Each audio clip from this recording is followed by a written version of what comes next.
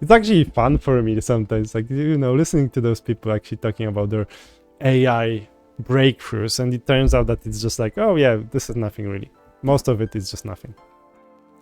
What you're seeing here is our third generation humanoid robot. We call it Moby3. And we have, we already... Oh, okay, so it's another, you know, it's gonna replace you in a...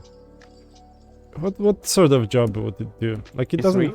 It can't replace you in McDonald's job. And we have... Like, it can hardly hold this box, this plastic box. Like, it's just rather...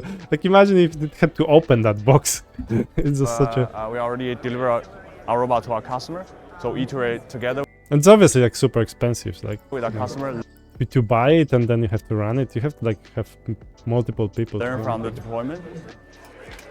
Victor, our robotics engineer. It seems like, to me, like, sometimes it seems like the robots got worse.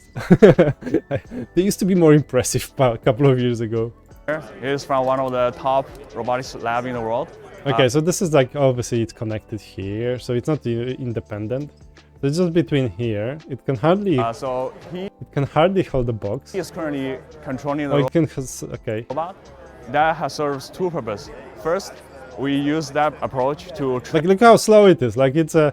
Okay. Unless it's really gonna be really cheap. Like, imagine how cheap person who can do that to hire would be comparing to this robot.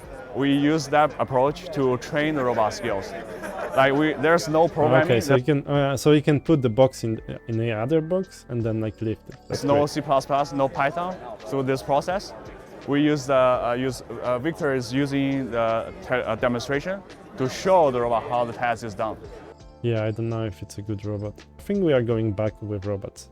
Today's robots are less impressive than the ones 5 years ago. Oh, he's wearing shoes. Nice. Nice. Okay, so maybe that's an improvement. They didn't used to wear shoes, you know? Imagine when we ship a robot to a factory, you open up the package, in 2 hours, the robot starts creating value for a customer. Yeah, but, like, I can't see much value here. Like, this is just like lifting a box. I imagine this robot to cost, you know? This will cost a lot.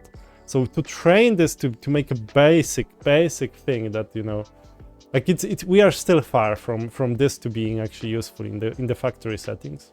We are comparing it to the simplest job, like, you know, on the product line or in the Amazon. Like, there's so many decisions that this thing will not be able. And look how slow it is.